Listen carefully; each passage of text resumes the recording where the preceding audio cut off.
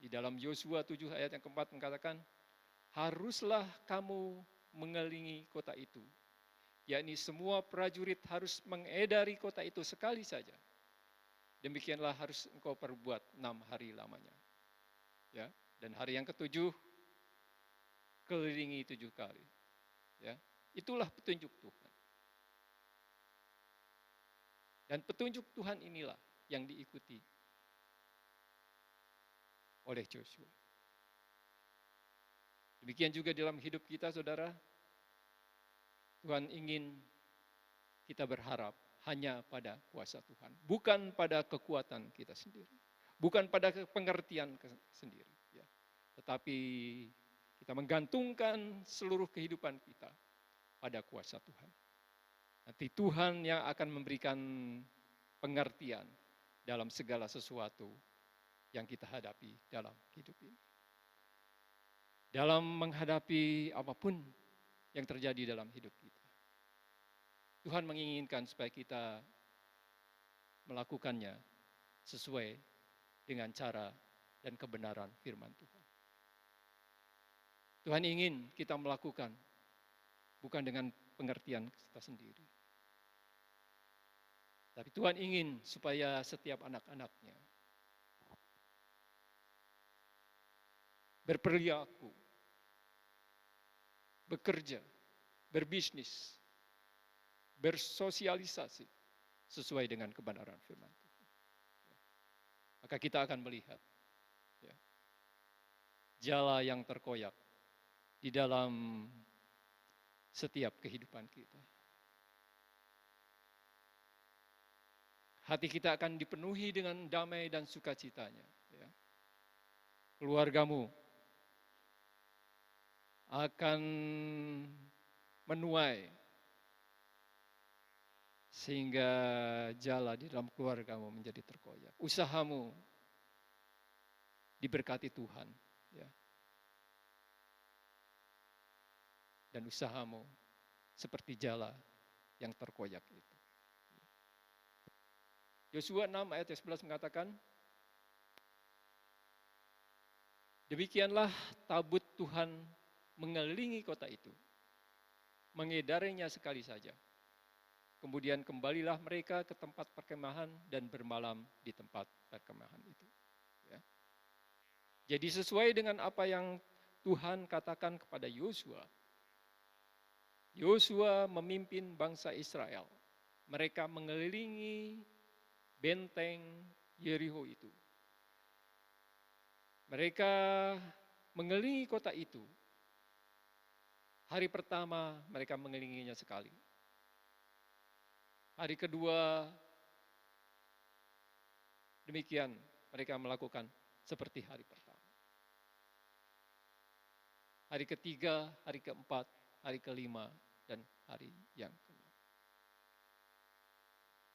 Selama 6 hari, bangsa Israel mengelilingi tembok Yeriko.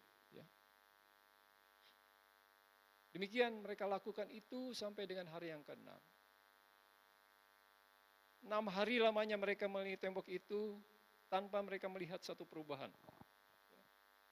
Tanpa mereka melihat tanda-tanda mungkin yang mereka harapkan setelah hari kedua, ketiga, ada sebagian tembok kota yang roboh, teruntuh. Tapi itu tidak terjadi. Ya. Itu tidak terjadi, saudara. Ya. Demikianlah yang sering terjadi di dalam kehidupan kita. Ya. Seringkali kita berdoa demikian lama untuk satu pengharapan di dalam kehidupan kita. Kita berdoa supaya ada pemulihan di dalam keluarga kita. Ada yang sudah berdoa supaya penjualan rumahnya segera terjadi. Tetapi belum ada tanda-tanda orang yang menawar seorang pun. Kita berdoa supaya sakit kita disembuhkan. Tapi kita masih terbaring di dalam pembaringan, dalam keadaan sakit. Saudaraku, ketika tidak ada tanda perubahan yang kita lihat di luar, barangkali kita harus melihat bukan keluar, ya, tetapi kita harus melihat ke dalam diri kita. Ketika kita tidak melihat ada perubahan yang kita harapkan di luar, barangkali Tuhan menginginkan supaya kita melihat apa yang ada di dalam hati kita. Ketika kita melakukan terus bagian kita, ya, dengan melihat ke dalam diri kita, maka Tuhan pun akan menyiapkan, ya. Tuhan pun akan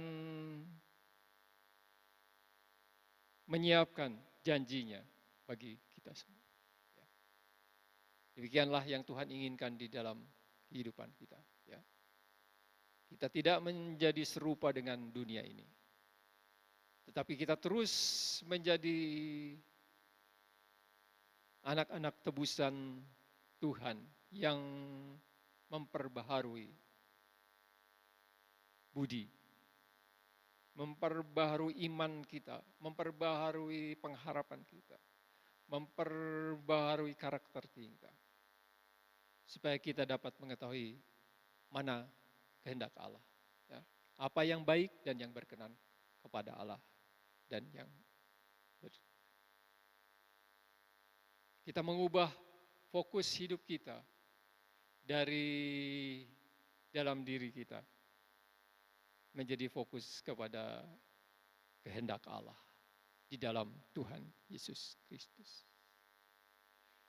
Fokus kita menjadi fokus untuk kemuliaan Tuhan dimanapun kita berada.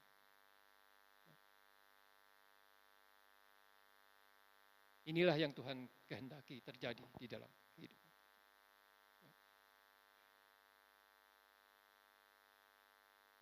Dan bagaimana kita terus dapat melakukan bagian kita.